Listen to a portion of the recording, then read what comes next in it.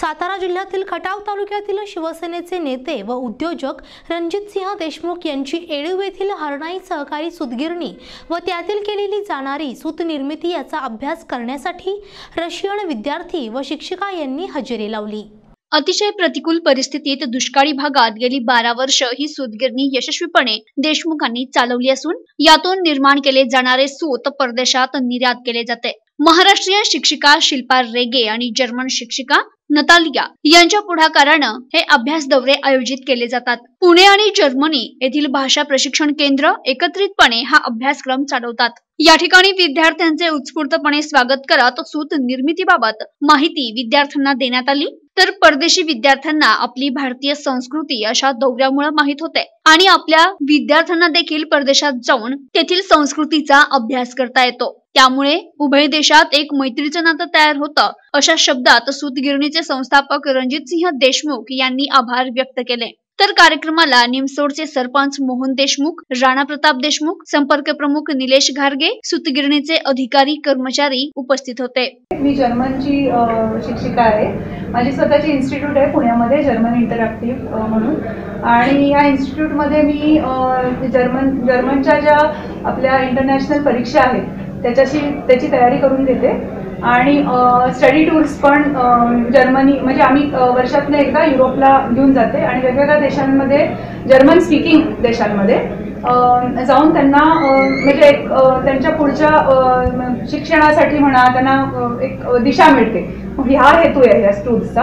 ह्याच्याच सारखा एक exchange programme करायची इच्छा आहे। तर तो ॲक्च्युली ही माझी मैत्रीण नतालिया, ही सुद्धा जर्मनची टीचर आहे आणि ही रशिया म्हणजे हे लोक रशियावरून आले आणि रशियामध्ये सुद्धा जर्मन ही परकीय भाषा म्हणून शिकवली जाते। तर अशा आम्ही दोघी जणी ड्रेसडेनमध्ये भेटलो।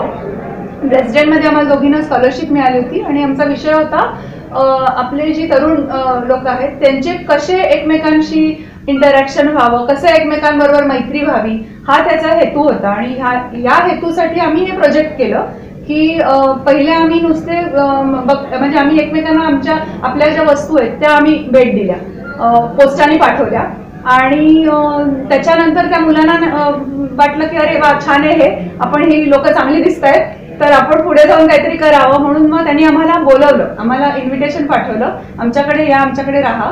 त्यांचं मिनिस्ट्री ऑफ फॉरेन अफेअर्स मोठी शाळा आहे सगळ्यात रशियामध्ये, डिप्लोमसी म्हणजे डिप्लोमॅटची। तर त्याच्यात हे लोक तिथून आले आणि त्या शाळेमध्ये त्यांचं हॉस्टेल आहे।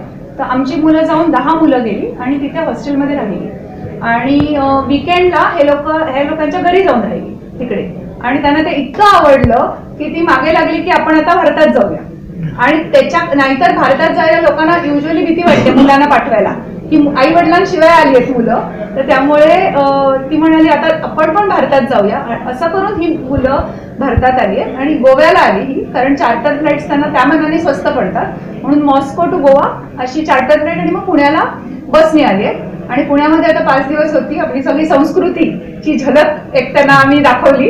आपल्या म्हणजे 26 जानेवारीचा पूर्ण प्रोग्राम, आपल्या लेझिम ढोल ताशा सगळ्या सकट फेटा बिटा सगळं त्यांना ते केलं आणि ऑफकोर्स पुण्यामध्ये सगळं आहेच, त्यामुळे पुण्यात सगळं खायला घातलं, सगळीकडे फिरवलं, मंडईपासून तुळशीबाग, चितळे असं सगळं असं सगळं त्यांना करून। आणि इकडे मेन म्हणजे माझा जर्मनच ह्याच्यामुळे माझं हे सगळं झालंय। तर राणा प्रताप देशमुख हा माझा स्टुडंट आहे आणि तो माझ्याकडे मी लॉयलामध्ये शिकवत होते, यावर्षी रिझाईन केलं, तर तिथे माझा तो स्टुडंट होता आणि मी त्यालाही इंटरनॅशनल जर्मनच्या परीक्षेसाठी शिकवते। तर त्याच्या आईने मला विचारलं की तुम्ही कोल्हापूरला जाताय तर तुम्ही आमच्या इथे याल का? तर म्हटलं ऑफकोर्स येईन। असं स्वतःहून कोणी इन्व्हिटेशन देऊन इतक्या त्या मागे म्हणजे असं फार रेअर असतं लोक की स्वतःहून की आम्ही तुमच्यासाठी जेवण करतो, आमच्याकडे या, आम्ही तुमचे हे करतो। तर असं म्हणून आम्ही आलो आणि जे आमच्या त्याच्यापेक्षा म्हणजे इतकं त्यांचं स्वागत झालंय छान प्रकारे, अपेक्षेपेक्षा म्हणजे अपेक्षेबाहेर। तर त्याचं त्यांनीच मला सांगितलं की आम्ही असं बघितलं नाही आणि आम्ही ते मोठं ऋण घेऊन जाऊ का, आम्हाला एवढी बक्षीस मिळाली तर हे आम्हाला इतके लोकांनी दिल्या भेटी, पण हे सगळ्यात जास्त छान म्हणजे एवढं त्यांना आवडलं। तर म्हणजे असं आम्हाला अक्षरशः एवढी अपेक्षा नव्हती की असं काहीतरी असेल किंवा, आणि त्यांना खूप शिकायला मिळालं. किती स्टुडंट्स आहेत?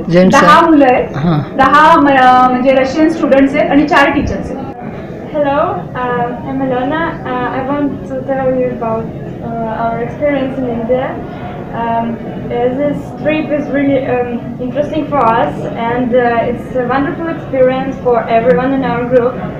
And I've been hearing a lot about your culture, about your traditions, and I will remind it for all my life. And I want to tell you thank you.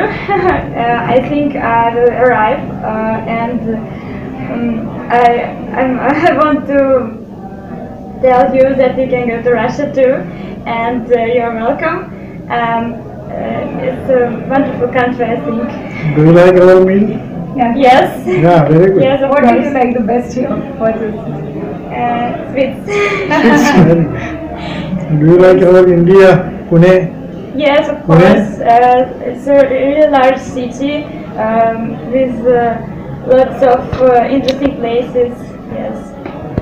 And how this place in Insur? Yeah. It's the first time when I'm in a fabric, and it's so interesting process to see, and I like it so much. प्रतिनिधी विनोद Khade, NTV news Marathi, Khatav, Satara.